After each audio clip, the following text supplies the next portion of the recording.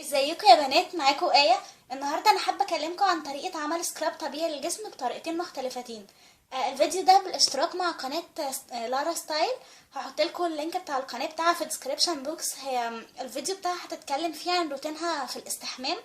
البنوته دي يعني زي العسل، جميله جدا وعندها خبره كبيره في الميك اب. انصحكم جدا انكم تتفرجوا على القناه بتاعتها.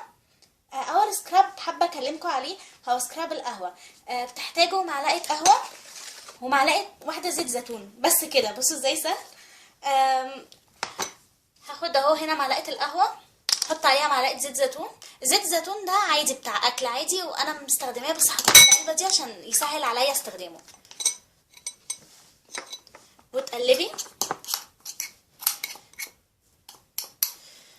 هيطلع معاكي الماسك السكراب بالطريقه بالشكل ده. طبعا السكراب ده حلو جدا. لو عندك كمان مكنة قهوة زي اللي موجودة دي، بتعملي القهوة بتاعتها وتاخدي اللي اتبقى فوق وتستخدميه في السكراب، هيكون نفس النتيجة. فوائد القهوة طبعا معروفة انها بتعالج السيولايت وبتدي حيوية ونضارة للبشرة، وزيت الزيتون مضاد للأكسدة. وانتوا بعد ما تعملوا السكراب ده من اول مرة هتشوفوا نتيجة هتعجبكم قوي ان شاء الله. تاني سكراب عايزه اعمله معاكم هو سكراب بالسكر وزيت الزيتون.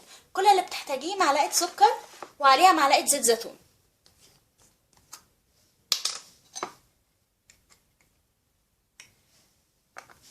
بس كده. وبتقلبي كويس بتطلع معاكي النتيجه بالشكل ده. اي سكراب من الاتنين اللي قلتلكوا عليهم دول ينفعوا للوش والجسم، بس تاني سكراب ده ممكن تستخدميه كمان للشفايف. انصحكم السكراب ده يتعمل قبل كل استخدام. هو ممكن يتشال في التلاجة، بس الاحسن انكم تعملوه يعني اول باول وتستخدموه.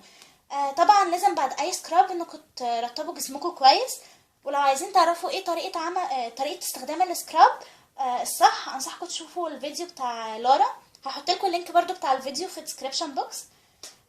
انا كده خلصت الفيديو. اتمنى ان السكراب تجربوه يعجبكم. انا الصراحه جربته والنتائج فظيعه، احسن من اي نوع سكراب تاني احنا كيماوي وبنجيبه وبنستخدمه ومش عارفين ايه اللي فيه. فانصحكم انكم تجربوهم. انا كده خلصت الفيديو. اشوفكم بقى في فيديو جديد ان شاء الله. مع السلامه.